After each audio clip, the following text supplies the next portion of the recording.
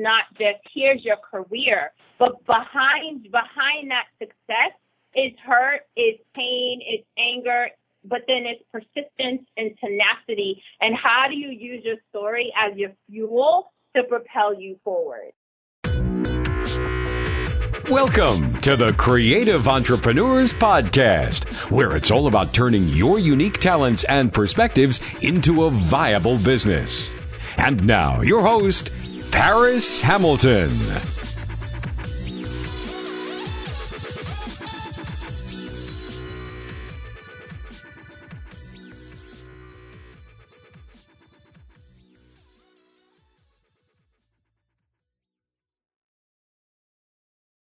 Hello, everyone, and welcome to another episode of the Creative Entrepreneurs Podcast. I'm your host, Paris Hamilton, and today I am joined by a very special guest, Miss Natascha Saunders, who is the founder of the Youth Career Coach Incorporated. So today in this interview, we're going to learn some more about Natascha, of course, and I want to get into the topic of youth career development and entrepreneurship. This is actually a topic that was requested by a listener, which got me to reach out to Natascha and spark this conversation. So without further delay, I'll go ahead and jump right on in and have Natascha tell us a little bit more about herself and what she does and who she helps, especially the age range that you help. Sure. So thank you so much for having me on. I really appreciate this tremendous opportunity. One of the pros of being on social media.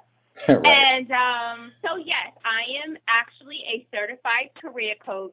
And in fact, I am able to work with adults and young people. So that's where my certification lies. However, my path was working in career services at the collegiate level. So I worked at a few universities in their career services office, and I was an assistant HR manager for a retail store. And that environment is what prompted me to work with young people, because a lot of students were coming into this retail store looking for jobs and to be hired. And I noticed that during the interview process or even just their basic inquiry, they were not prepared. I mean, young people were coming through the store, swearing, throwing clothes all over the place, and then coming up to HR and saying, "You hiring?" And I would be like, wait a minute, let me show you something. And I would show them themselves on the security camera and say, wasn't this just you in the juniors department? And now you're coming here asking, are you hiring? And then during the interview, their applications would be messy. They wouldn't have resumes. They wouldn't be able to properly sell themselves. And it was at that point that I ended up, which I always tell people I don't recommend, but I was much younger then, those that I could not hire, I would ask them and say, hey, I can help you outside of this job. I can't hire you here, but I could give you some advice if you're open to it. And that was the beginning of my youth career coaching, which I didn't know at the time was helping these young people. And then before you know it, young people are very amazing. We're talking about, let's say that 15 to 21 bracket at the time was really my market. And once one person likes you, they talk. And so they're very honest, they're very transparent. And before you know it, the word started traveling. Hey, there's this girl, Natascha, in Rhode Island. She can help you find a job. And that really grew because at the time I was in grad school working on my master's in business, and I would meet people in the library at my school.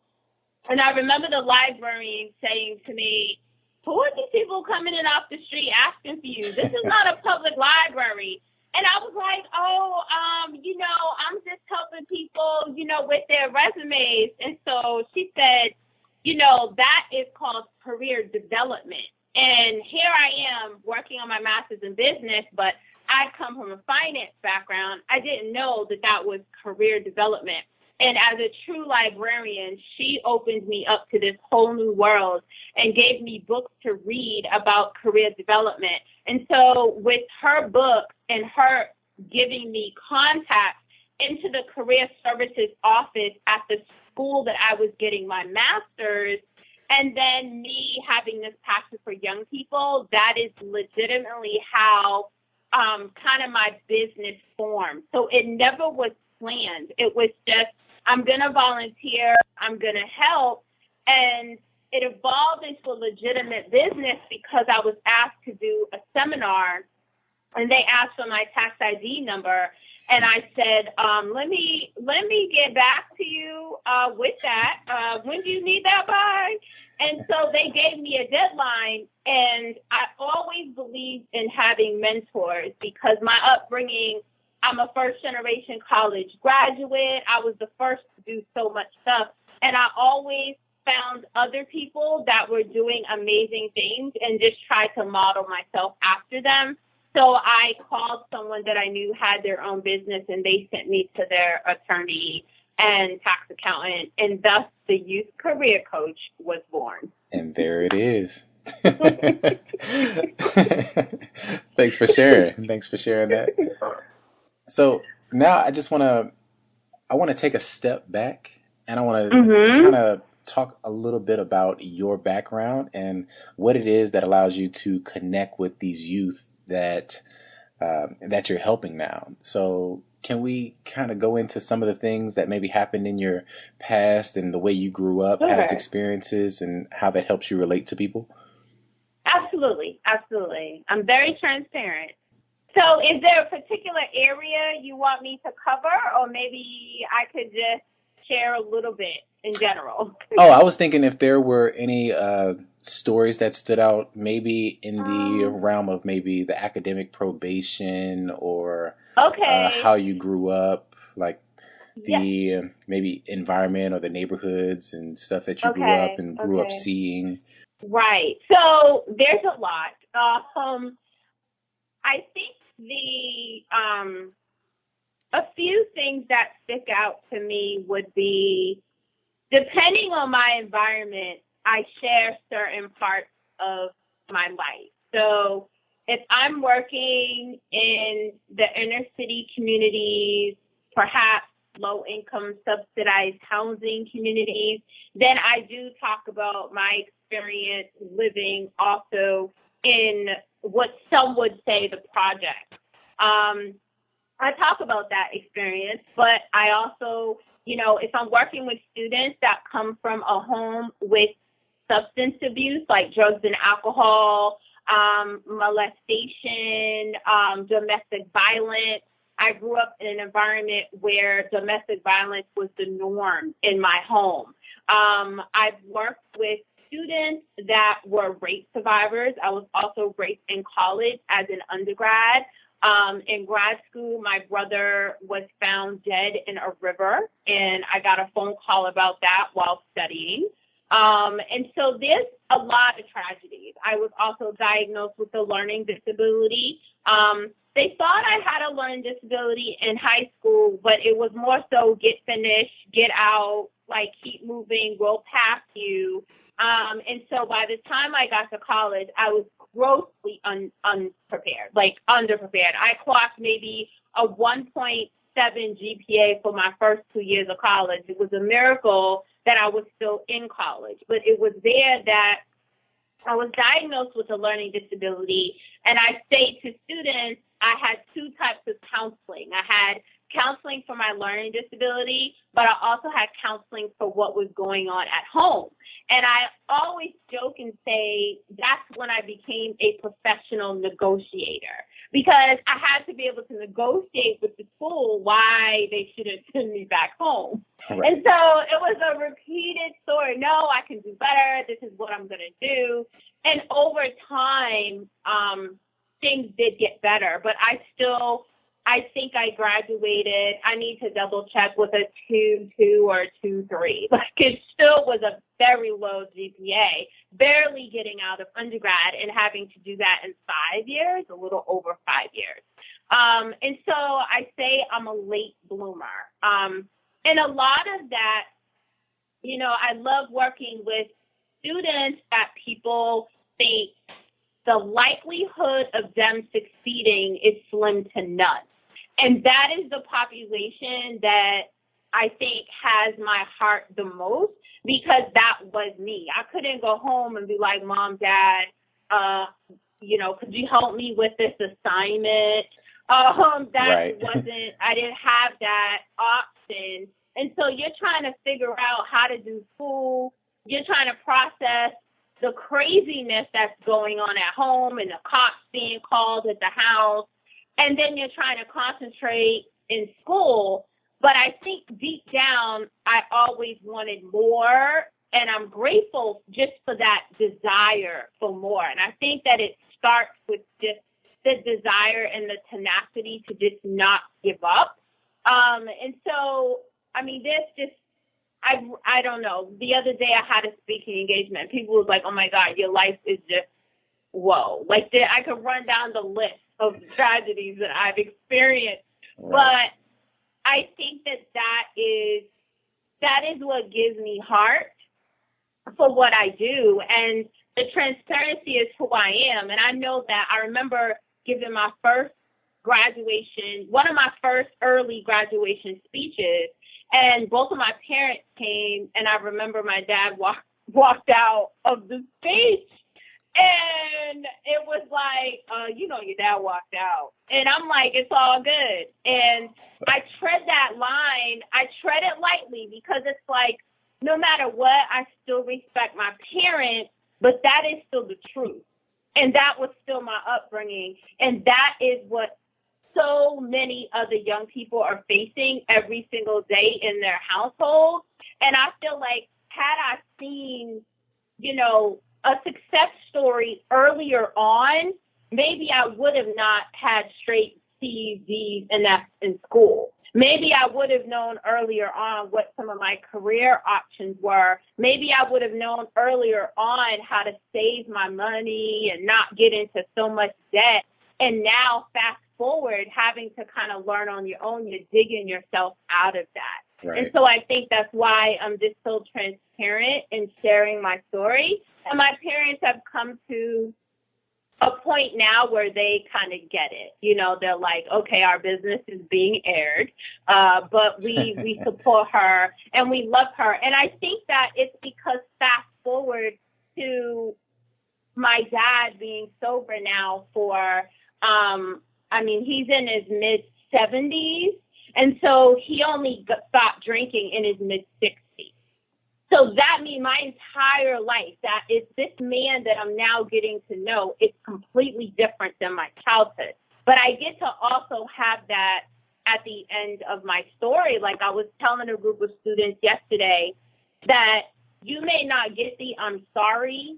You may not get the I apologize for hurting you and for what I've done to you, but you still have to find a way to push forward in case you never hear those words. Right. And that is the art of what I do. Is it's not just here's your career, but behind that success is hurt, is pain, is anger, but then it's persistence and tenacity. And how do you use your story as your fuel to propel you forward? And so I think that is like my art. Like people say, I'm the art of the comeback. How do we make a comeback and still be successful? Right. So that's a little bit of my story. Well, let me go ahead and thank you again for the transparency, because I do agree with whoever said that your life is like, wow, because it truly is. So I just want to say thank you for that right before I move on. So we can go ahead and talk about some of the career development that you do with the youth. One of the questions that I did want to ask you was, what are some of the top issues that you see with youth resumes? I think, some of the top issues I see is probably a little bit before the resume. I think it's getting them to think that they even have something worthy enough to put on the piece of paper. Okay. And so many of them think, oh, I was only in retail, or I only worked at McDonald's, or I only volunteered, or I did stuff at my church. And they don't really look at their experiences as volunteer, working hourly, or even what they've done in the classroom. They're just not seeing how great that is.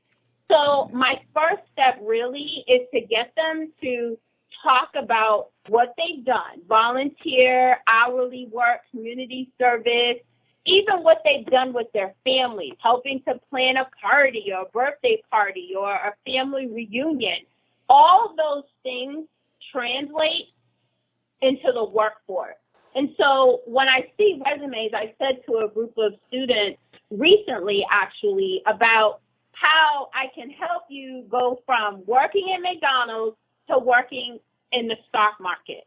And everyone's like, what? That makes no sense. And I'm like, no, it makes all the sense in the world. Say you're working at Wendy's and you are the cashier. At the end of the day, you are ringing up customers. You are utilizing a cash register, POS system. You are counting money and closing the drawer at the end of the night on a budget. If you're over or under, you are doing customer service with individuals, and you're helping them, some of them, decide what do they want to order. What are they in the mood for? Burgers, chicken, or you want to upsell them. You're marketing. Oh, well, you're getting that comes with the regular fries. You want to upgrade that for 40 cents more and make it a large. So to me, you're translating whether you're selling a burger, adding cheese, to, Natascha, I think you should look at this stock because it fits your values. You're interested in technology. Let's look at Microsoft or Apple because that fits what you're looking for. So I really try to get them to see what they do matters. They're doing marketing at that cash register. They're doing customer service at that cash register. They're doing math and accounting and financing at that cash register. Right. And so when I'm looking at their resumes, I'm getting so excited. And they're like, really? Is that seriously? And I'm like, no, yes. And getting them to think about what they do in the classroom. I think one of my biggest pet peeves is we do so much in the class, but we need to be able to share how what you do in the class connects to the real world. And so a lot of students, I say, tell me how many of you have made a presentation in the class. And then they're like, oh, well, I did. And I said, well, what did you use or what did you do? What programs? Oh, I used PowerPoint. Really? Oh, I researched this article. For real? Oh, I added a video. Seriously? And what was the topic? History and such and such.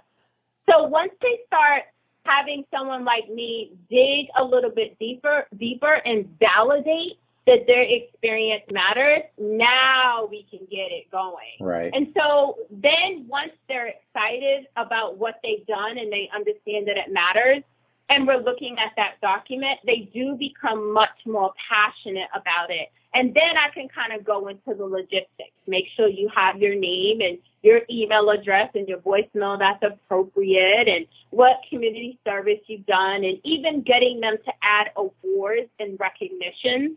A lot of times students aren't thinking about the awards and recognitions that they've received in school, even if they're sports related. And then I share a lot of stories of, at the college level, I remember recruiting for a tech company, and they specifically asked me for students that were athletes.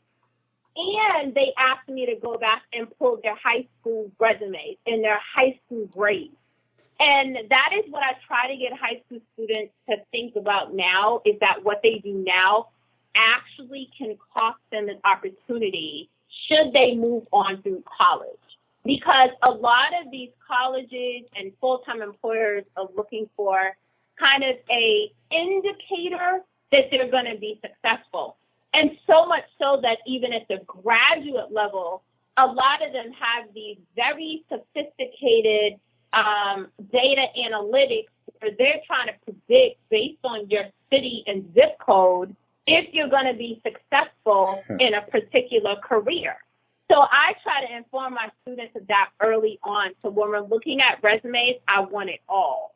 Sports, community service, activities, presentations in school, retail, you name it. And I think that's been like really helpful for students.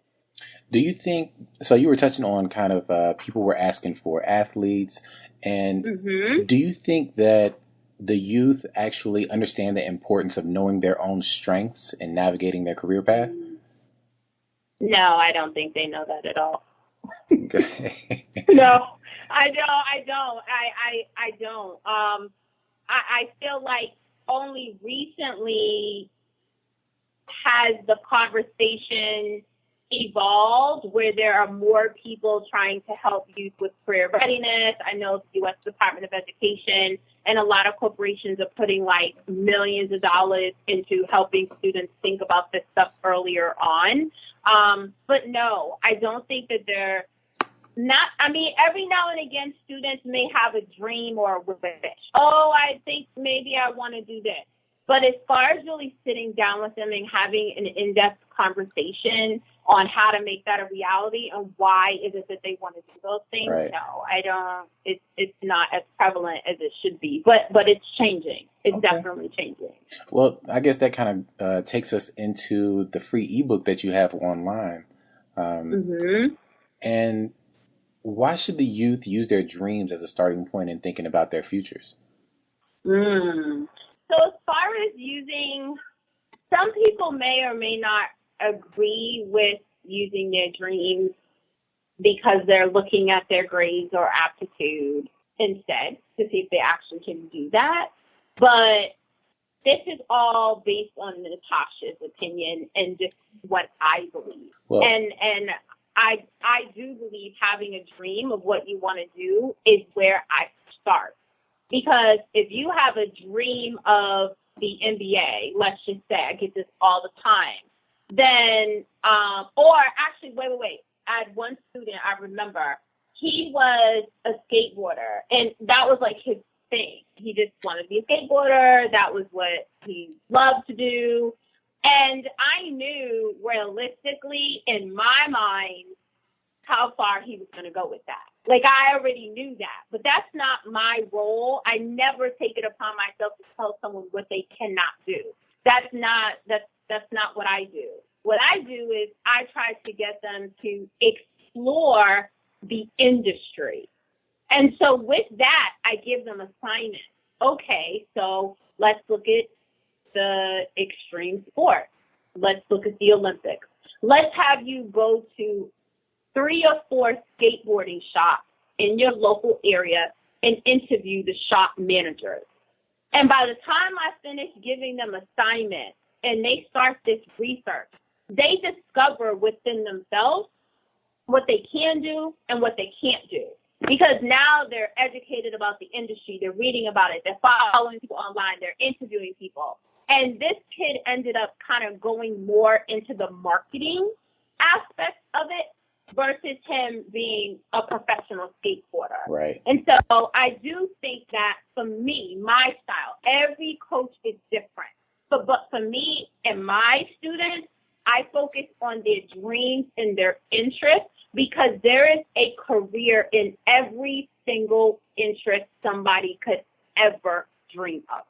Right. Every single interest, I could find some career and they could discover something within themselves that wasn't there. Whether it's, I've had students that were into video games, and I would just give them assignments to do research on when the video game came out, who created that video game, follow that person online, what did they use to create that video game, who's testing these games before they hit the market, interviewing managers at GameStop all across their local area. I've literally given some very interesting assignments, and because of the fact that I don't even know every career that's out there, and they come back saying to me, oh my God, did you know that I could do this? I could go to Microsoft, and they have these gaming competitions, and I could help them with blah, blah, blah. And I'm like, well, I had no idea. And they discover it on their own. So yes, I am a big believer on starting with their dreams and their interests, and then letting that guide them into what opportunities exist. I like that. I like that a lot. I think they get a lot more value from it when they are out there discovering these answers for themselves. Mm-hmm. I don't know. It's different. So it's like when your parents try to tell you something, but you don't really take it in, but you go out and experience it, and then you learn for yourself, and like it sticks with you just that much more because you lived it and you went out and had the passion to go find the answer yourself. Right, right, and it's very it can be very tricky when I have parents that are extremely involved and they're shelling out the big money, whether it's for coaching or for college.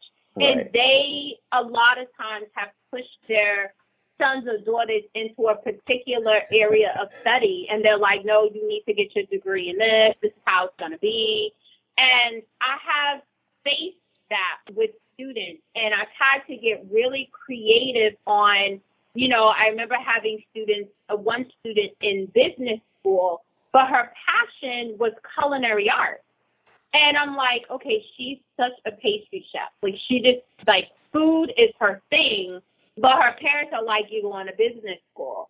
And so with her, I coached her a little bit different. Once again, there is every industry serves, like how do I explain this? It's like every, let's see, if she's cooking, let's say a restaurant, right?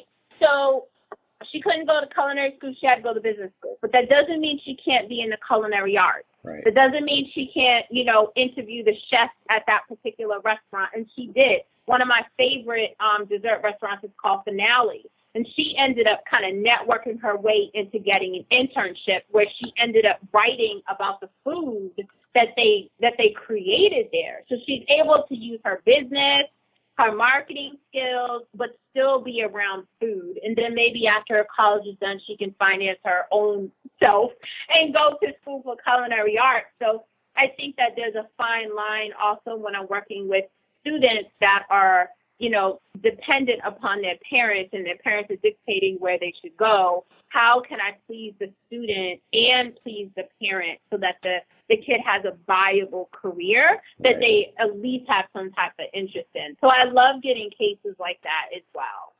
So what have you experienced with how most maybe teenage to the early 20s set goals? And do you have any like suggestions on how they maybe can improve on those? So the how and the improvement. I know when I do, one of my favorite workshops to do is vision and goal setting. And so I think the three things that we usually go through is whatever that vision is, I do walk them through setting goals and really just getting them to think about what is a goal and how to break it down into small pieces. And so something like, I'm such a big sports fan. So say I'll have these students, I'm going into NBA. And I'll say, okay, cool. All right, we can work with that. That's the goal, to get into the NBA. Let's back that up. Let's talk about what you need to do to get there. And that would involve, has anybody in your community made it to a Division I school? Because you need to go to a D1 school. Well, are you even on your high school basketball team? If you are, how many points are you putting up on the board? How fast are you running the 50? How many hours a day are you practicing? And so looking at like some of the successful NBA players, researching their careers and backtracking. So I think that with my students in goal setting, I really try to get them to think something very, very small. It's like, it could be, I want to go to college. The first thing I'm going to do is put my email address into the college's web database so that I could get on their mailing list. Step 2, research the FAFSA and apply. Step 3, contact a professor and have a conversation. Step 4, sit in a class for a visit. And I do think that once we have that discussion on how do we take a goal that they want, but we need to backtrack it and put it in very, very small steps. Right. once they kind of see that, and we don't just talk about it, I'm big on writing it out.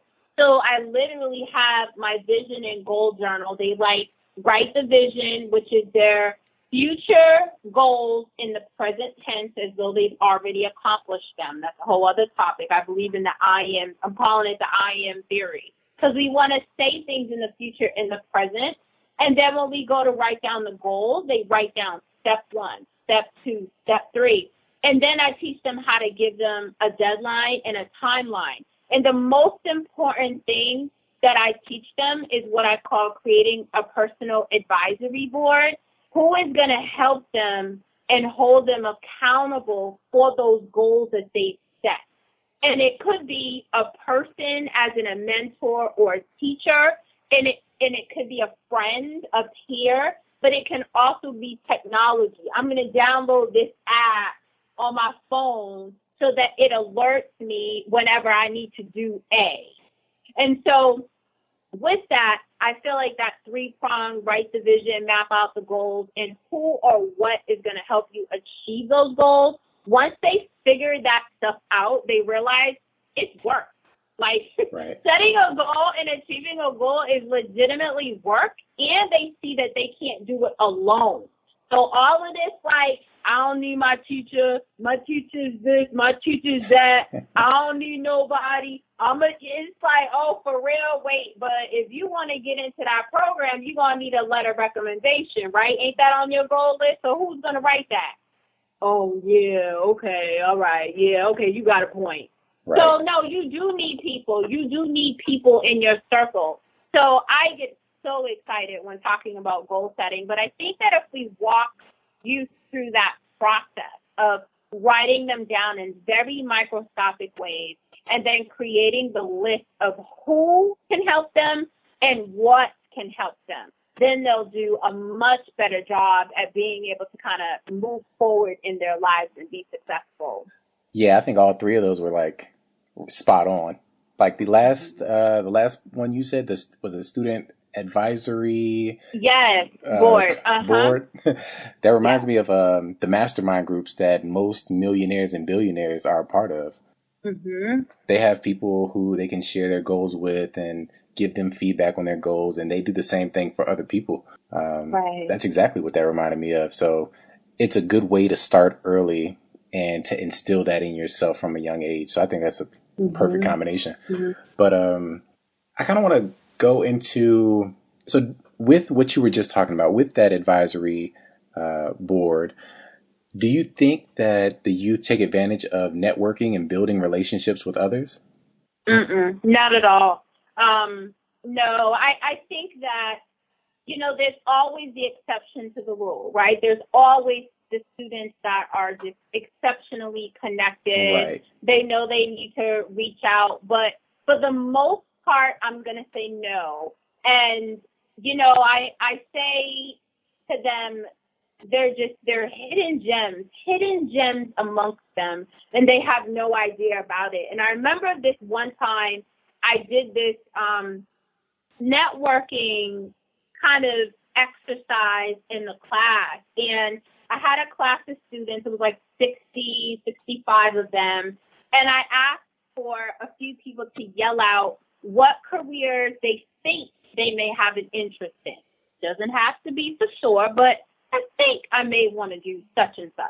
So I'm writing the list on the board. Some say doctor, lawyer, model, tech, whatever. I'm writing it on the board. And then I say, okay, great. We have a couple of these. Now, on the opposite side of the board, I say, okay, I go through the list and say, can I see a show of hands of any of you that know an attorney? And they're like, I know a lawyer. So I put that person's name by lawyer. Who else knows a lawyer? This person. 3 people know lawyers. And then I go down the list and say, somebody said they wanted to be a movie producer. Does anybody know anyone in film or that has created a documentary? Oh, my brother, he does something like that. Okay, I'm going to put your name on the board. And then I go down the whole list. Before you know it, I have the person who said this is a career interest, and then I have 3 other people in the same classroom, in the same age bracket, that knows someone that does that. And then by the time I finish that, they're like, for real? And then I teach them the art of networking and how we use the rest of the class to actually role play that and connect with their classmates that have these leads.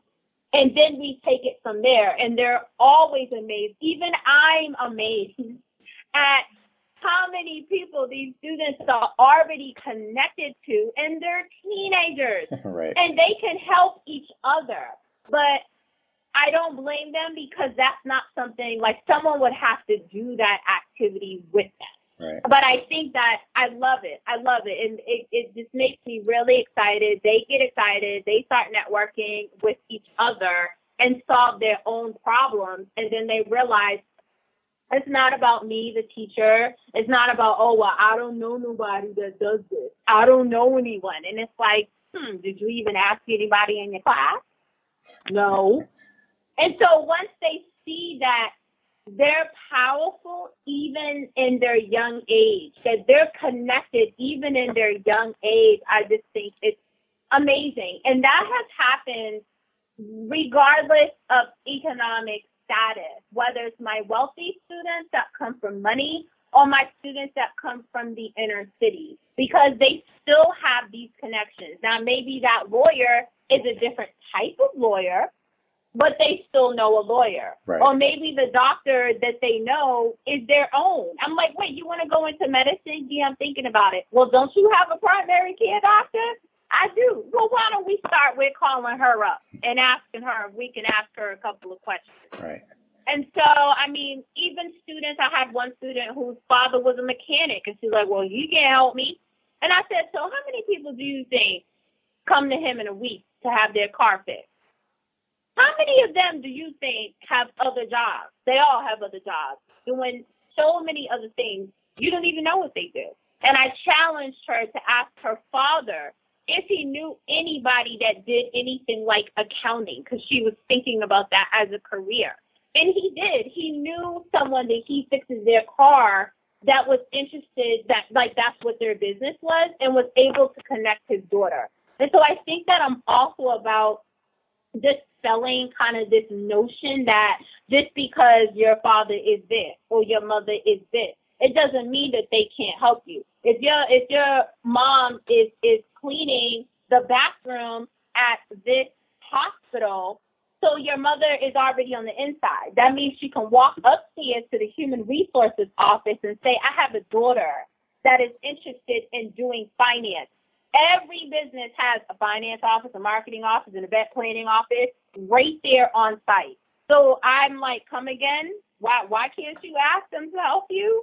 And so I think once I get them thinking about, oh my God, like I never thought about it like that. But that's my job, to help them realize you're sitting on a gold mine. And don't ever underestimate someone just because of what their job title might be. Right. They're already in the door. They just need to know what you want, and they'll ask the question. Right, right. So I guess as a coach, how do you coach the youth that don't really know what they want to be when they grow up? I guess that may tie back into how you were talking about them starting with their dreams. But so I guess this is a two-part question. So one would be how you would coach the youth that don't know what they want to be when they grow up. And then the other part would be, what do you think are some early indicators that a child is showing potential in a particular area or career field? So the first part, I would say I usually give them homework to research, right? So reading and research will help them explore what their options are. Right. Even if I'm a very simple person. I try to keep everything simple. So it's, let's just think of 5 things that interest you or that you enjoy doing on your spare time. And it could be walking through the mall. Like, it doesn't even, like, legitimately, I like going to the mall. Well, we're going to put that on the list.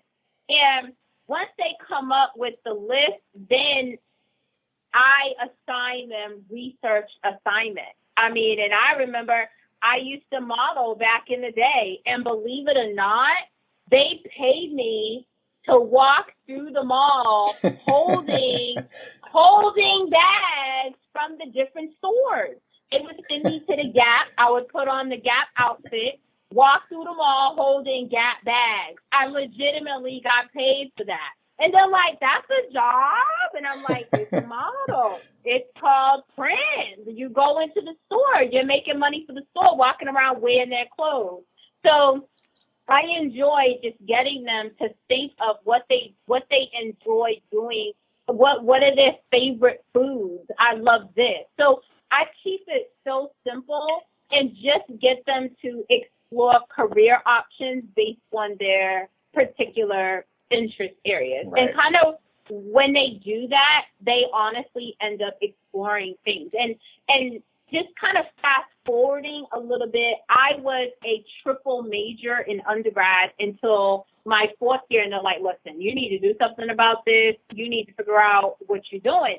I was like, I call it the 3 F. I love fashion, fitness, and finance. And I couldn't pick which one. But luckily, I was at an institution where I could design my own major. So I literally combined 3 majors into a program, wrote up the proposal to the school. The school approved it as my major. I called it image consulting, where I can personal shop for people, personal train them, and help them with their personal finances. Called it a title, and I was able to graduate with that. And so I encourage students that let's just pick one for now. I try to get them to think this is not the end all be all. I started in finance. I moved to HR. Then I became a counselor, then a teacher. So I try to get them to think, let's put a list of your interests and let's try one thing at a time. And once they realize that they can switch, which I call transferable skills, and move around, they usually feel a lot better. Right. So that's on that part. Now, the other part of that question was about the early indicators for maybe child showing potential. Yes. So, that is an interesting question, and I tread lightly on that because I'm not a parent. So right. I tread very lightly on that because I have parents, this and that. But I'm fortunate to be a godmother. And so one thing I noticed about my godson is he's brilliant in math. I mean, he's just brilliant. And so his mom supports him in that regard by enrolling him in all these math classes. Even as a kid, he's taken Russian something math. And so I think that as they pay attention to what they do, if it's singing, foster that by getting them to sing in the church choir, foster that by getting them to volunteer, maybe get a couple of lessons, or if it's an academic subject. And I think for me, it's always been pay attention to what they do and what they have an interest in. If they're interested in trucks, take them to a science museum where they're building trucks. If they happen to like fire engines and ambulances that go by, they just, oh my God, they're so fascinated. Take them by the firehouse and talk with the EMT and just expose them. And so I think that's been one of my biggest things is I remember writing this article on Take Your Kids to Work Day. And we really don't do that anymore as a society. But years ago, before my time, it was like a big deal. Like you would take your kids to work with you. And I remember my mom, when she got her first secretary type job, she would bring me to work with her and I would help her stuff the envelope and like stuff the little catalog. And believe it or not, I legitimately put that on my resume. I was like 15, 16, and I was like, I'm a volunteer on my mother's job and asked my mother's boss to be my reference. And true story, it was because of that volunteering. And in school, I took typing, and computers. And I wanted to work in an office, and I was able to get a job at a temporary employment agency. And I remember walking in as a teenager, and I was like, oh, I'd like to work, here in an office setting. And they're like, okay, how old are you? And do you have working papers? And what can you do? And I said, well, I can type and I can file. And they said, okay. And can I tell you, they gave me a filing test. Like, seriously. They're like, okay, here's the stack of papers. Go over there and file them in the file cabinet. And I said, okay. And I went and did it. And after I did it in a timely fashion, that is how I got my first job, I remember, at a hospital. And I was making more money than all of my friends because I was working in an office setting making mad money as a teenager because I walked into a recruiting agency and was like, I can type and I can file. And I was typing like 55 words plus a minute. And so I think that parents also have a duty and an obligation to expose their kids when they notice, oh my goodness, my kid, she's like a daredevil. She wants to flip off of everything, and she's not even scared about it. She's flipping over the beds and flipping over the bedpost. Well, maybe she might want to be a gymnast. So let's support that and see how she does. So I think that's how I think when I see kids that are super talented and they have a particular skill and they're not scared of something. Just support them and get them involved in that type of activity and or try to expose them as much as you can at an early age. I agree with you completely. Before I wrap up, is there anything on this topic that you think I might have missed or anything that you wanted to touch on? Anything with youth career development or entrepreneurship with the youth? I think that, I can't think of anything specific. I know that I get so excited when I'm talking about these things that I hope that people are able to grasp something. I just want adults to support youth as much as we can by encouraging them and really not stifling their dreams, even if they seem so astronomical that it's like, that makes no sense. There's no way you can do that. But instead of putting out that energy, just encouraging them to research, to write, and to review, and to interview people. And I always say to students, when you're a student, people are more open to you, like, calling them and showing up and trying to get an interview. And they're more open to that because they want to help young people. So I like to encourage young people while they're still students to really do a lot of this networking early while they can, and while adults generally are more open to helping students and answering their questions. Okay. Yeah. So how can people get in touch with you if they maybe have further questions or if they want to go on your website and look you up and get in touch with you? Sure.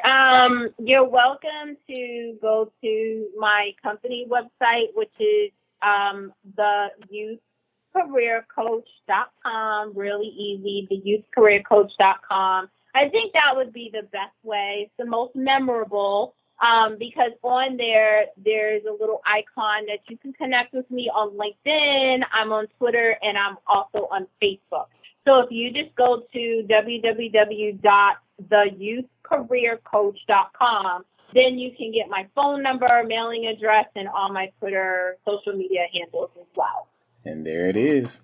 So before I close out, I want to go ahead and take a quick moment to thank Natascha again for joining me on today's episode and sharing all of that wonderful information.